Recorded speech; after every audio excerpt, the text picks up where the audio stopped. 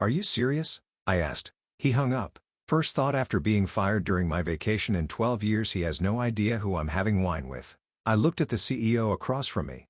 Well, I was sitting at Silverado Vineyards with a glass of 2019 Cabernet when my whole life changed. For the first time in 12 years, I wasn't hunched over a computer fixing manufacturing systems or taking emergency calls about production lines going down. I was just there watching the sun hit the Napa Valley hills, actually tasting my wine instead of chugging coffee. My name is Roy Patterson and I'm 48 years old, Senior System Integration Director at Techflow Systems, which basically means I'm the guy who keeps million-dollar manufacturing lines from turning into expensive junk. But that afternoon, I let myself think about what life might look like if I wasn't always fixing everyone else's problems. Then my phone buzzed. I should have ignored it. Hell, I should have thrown the thing in the nearest wine barrel. But 12 years of being on call doesn't die easy. So I looked.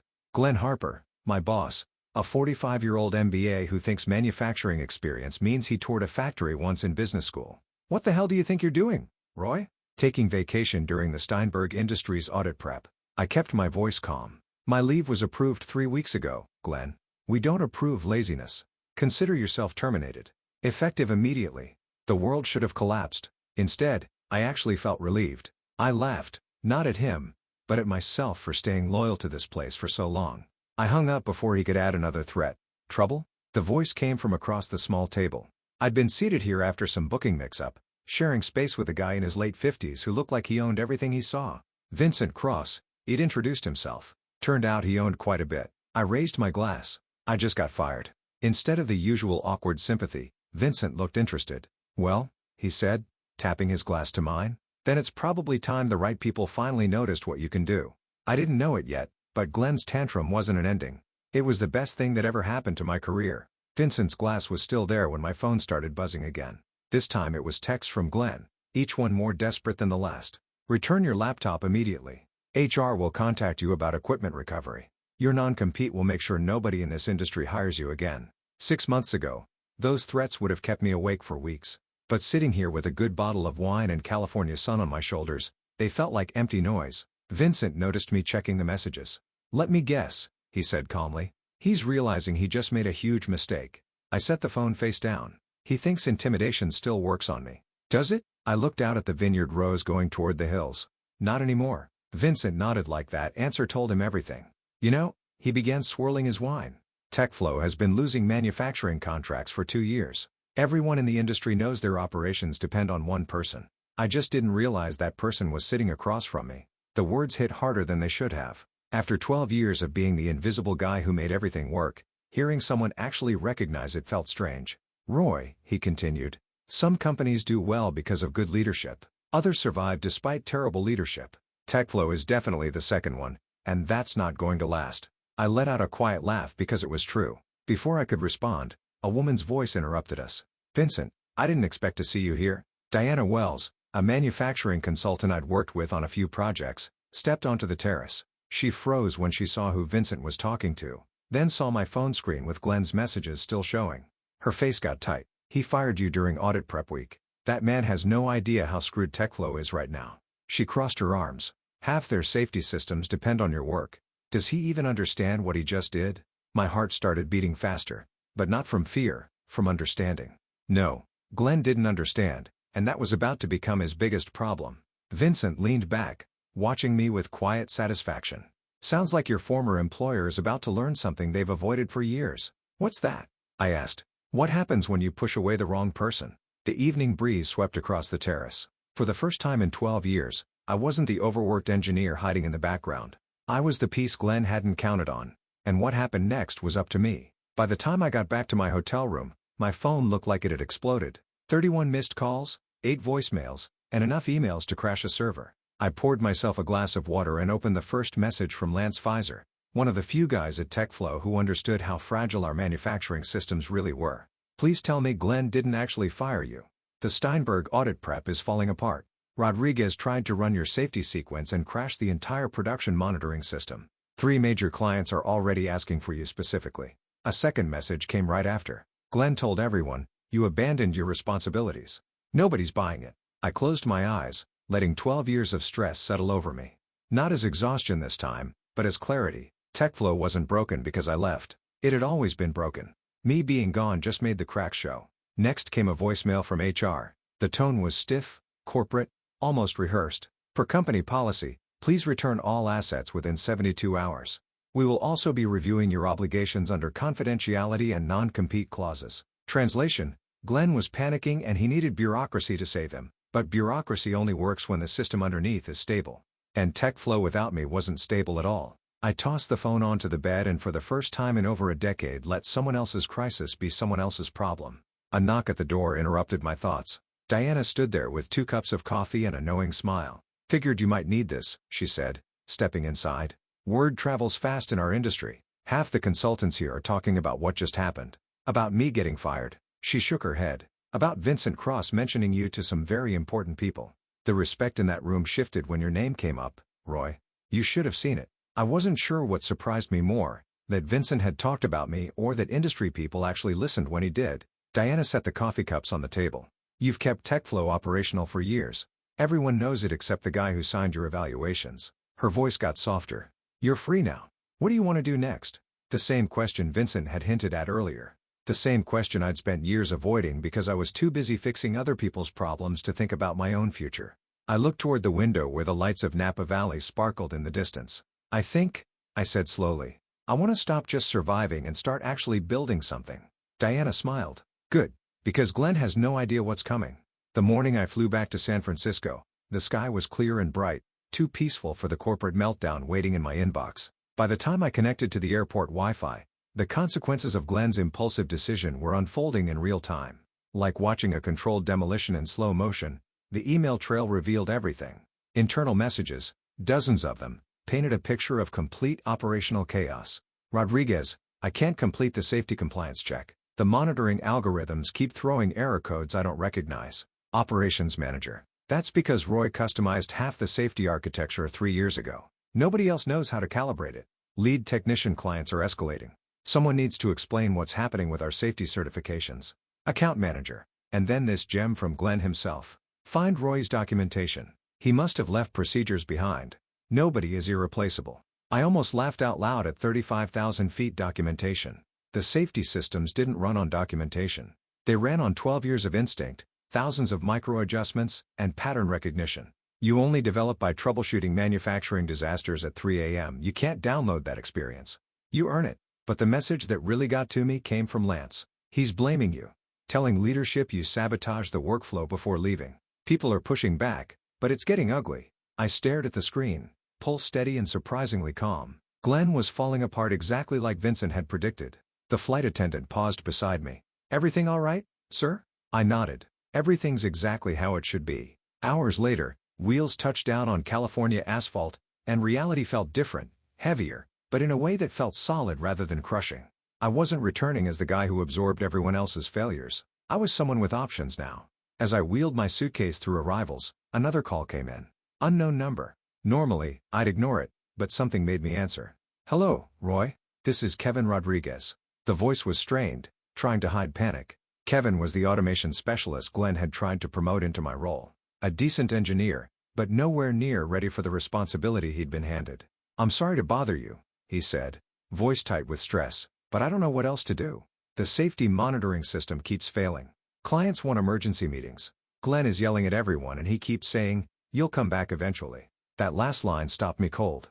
Come back. After 12 years of sacrifice, dismissal, and now public humiliation, those days were over. "Kevin," I said gently, "what you're dealing with isn't your fault. But understand this. Glenn created this mess. Not you, not me, him." I could hear the relief and fear mixing in his voice. What should I tell them? I looked out at the California skyline at the first sight of home in a week. "Tell them," I said quietly, "that Roy Patterson doesn't fix other people's mistakes for free anymore. And here's the part most people don't see coming."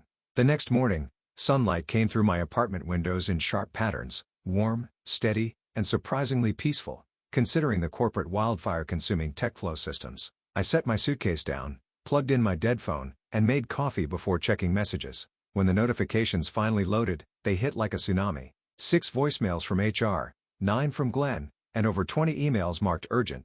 I ignored them all and opened Lance's message instead. "Leadership tried running the quarterly safety audit this morning. The system locked up twice, then the data integration crashed completely. Two major clients are threatening to suspend contracts unless you're reinstated or replaced with someone of equal expertise. Spoiler alert, that person doesn't exist. A follow-up arrived seconds later. Glenn's in full panic mode. He's trying to rewrite history, claiming you left without proper transition. A laugh escaped me. 12 years of emergency repairs, weekend calls, and 60-hour weeks, but apparently I was the unreliable one. My phone rang. Another unknown number. I let it go to voicemail, expecting another HR script.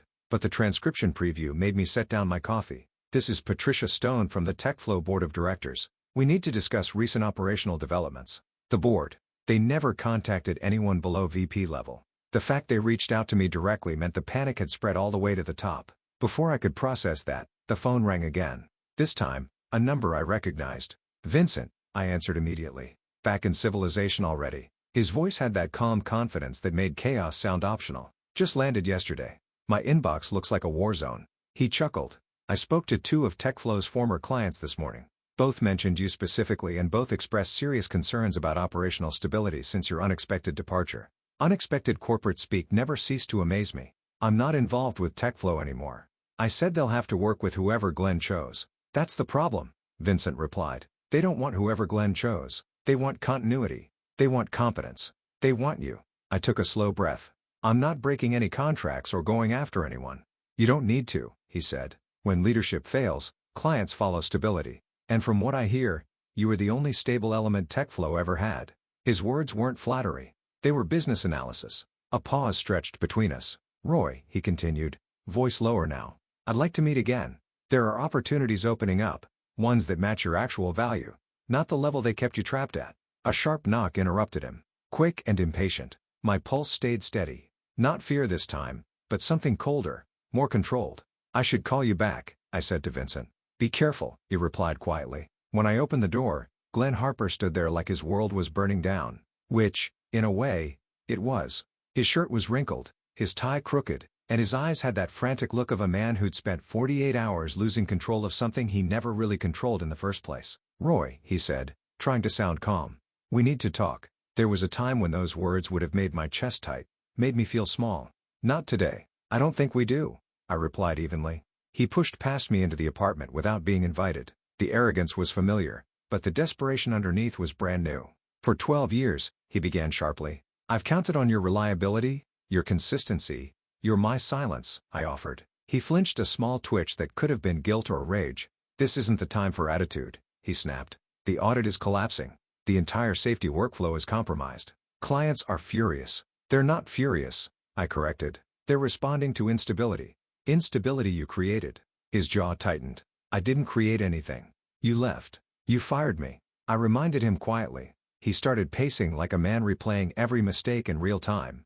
Look, maybe I acted too quickly. Too quickly? I raised an eyebrow. You called my vacation irresponsible, insulted my work ethic, then terminated me mid-sentence. That's not quick, Glenn. That's who you are. He stopped pacing, really looking at me for the first time since he arrived, like he was realizing I wasn't the same guy he'd been pushing around for 12 years. You need to come back, he said finally. The words weren't a request. They were a plea wrapped in a command. No. The simplicity of it stunned him. You don't want to hear my offer? There's no offer you could make that would be worth it. He ran both hands through his hair, fingers actually shaking. I can fix this situation. The board wants answers. They want to know why the only person who understood our manufacturing systems is suddenly gone. I tilted my head. What did you tell them? His silence was answer enough. Glenn, I continued, voice steady. You didn't lose control because I left. You lost it because you never had it. Confusion flickered in his eyes. He hadn't heard about Vincent yet or the conversations already reshaping my future. You're really not coming back, he said. Not a question this time. No. His shoulders sagged. The collapse wasn't dramatic. It was quiet, hollow, inevitable. He walked toward the door, paused, and said without turning around, they're going to blame me for this. They should, I replied. He nodded once, and walked away. The silence after Glenn left wasn't peaceful. It felt charged, like the moment before everything changes. I stood in my living room for several minutes processing what had just happened. 12 years of being talked over, overlooked, treated like replaceable equipment. And now the man who once mocked my need for vacation had shown up trembling at my door. Not because he lost an employee, but because he finally realized he'd lost the foundation holding his department together. My phone lit up again. Board of Directors, incoming call. There it was. The next domino. I answered, calm and composed. This is Roy.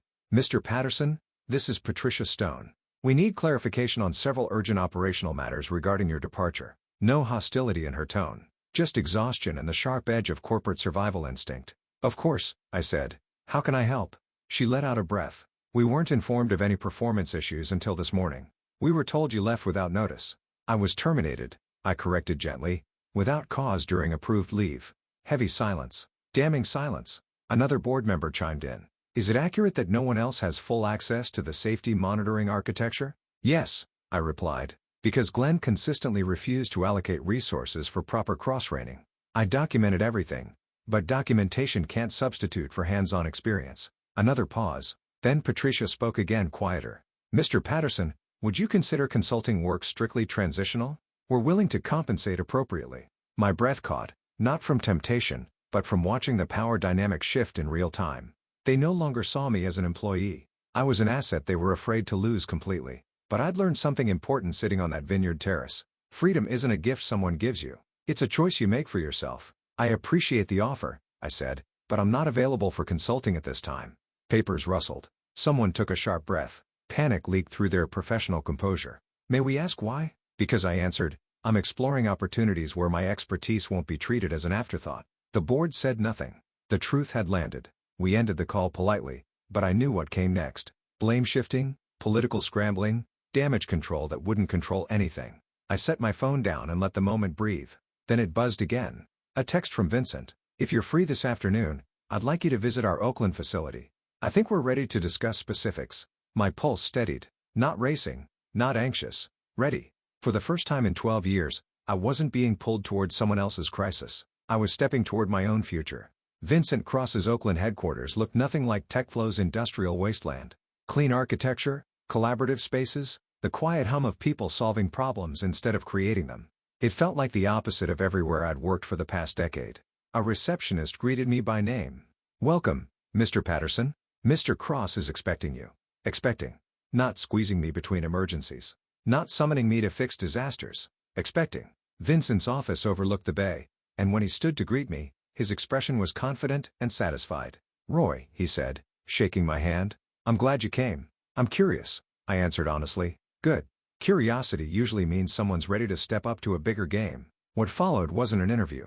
It was recognition. He asked about my manufacturing automation work, my safety system designs, my ability to stabilize failing operations without support or resources. Not once did he ask why I'd taken vacation. Not once did he imply my worth was conditional. When I finished explaining a complex production line integration, he leaned back, impressed. You weren't just keeping Techflow operational, he said. You were performing at an executive level while being compensated like a mid-level technician. I didn't deny it. And they fired you, he continued, which conveniently freed you up for us. He slid a folder across the desk. Not thick, just substantial enough to matter. Vice President of Manufacturing Operations, he said. Full autonomy, your own team. Compensation that reflects what you've actually been doing for years. I took a breath. Not because I doubted myself, but because the offer aligned perfectly with the future I'd been too exhausted to imagine. I opened the folder. My next chapter stared back at me. I'm not asking for a decision today, Vincent added. I just want you to understand that you're not someone who needs permission to lead anymore. You're someone whose leadership creates stability wherever you go.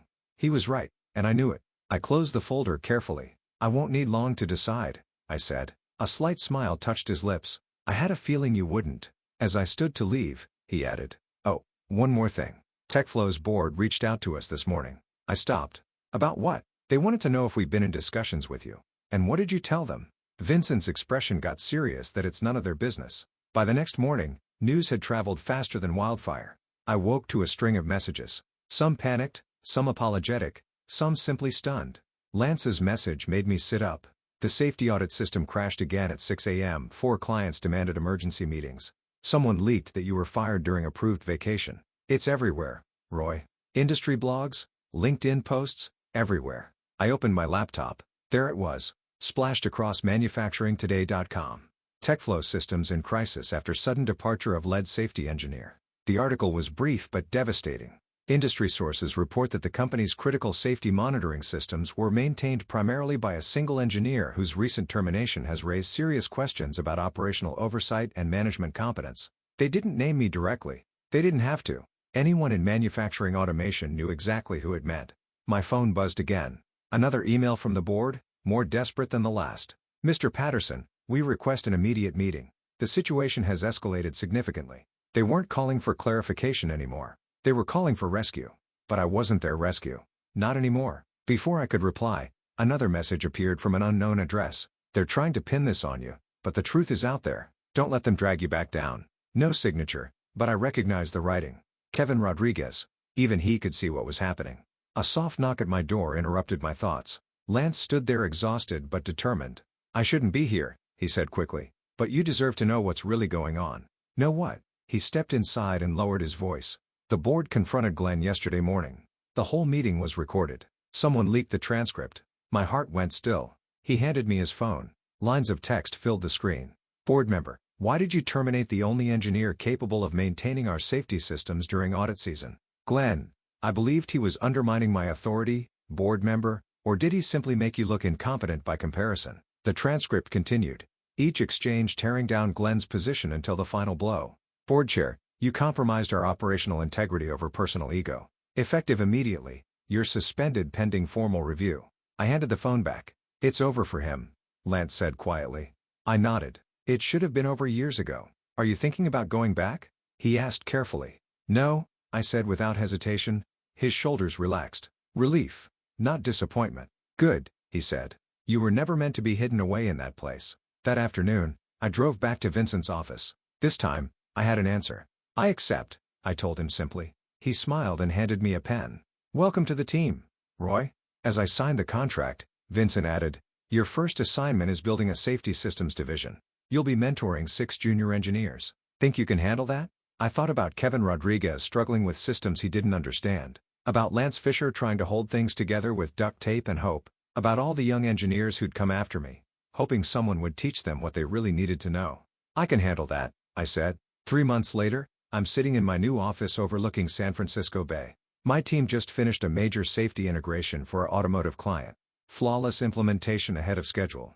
Kevin Rodriguez called me yesterday. He landed a position with a company that actually trains their people. Lance Fisher is interviewing with us next week. Glenn Harper, last I heard, he's selling insurance. Techflow systems, they're still looking for someone to replace me. Good luck with that. I learned something important that day in Napa Valley. Getting fired doesn't have to be the end of your story. Sometimes it's exactly what you need to start writing the chapter you were meant to live. If you're stuck in a job where they don't see your value, where they take your expertise for granted, where they treat you like you're replaceable, maybe it's time to let them find out just how wrong they are. Sometimes the best revenge is simply becoming who you were always supposed to be. How did my story hit you? Where are you listening from?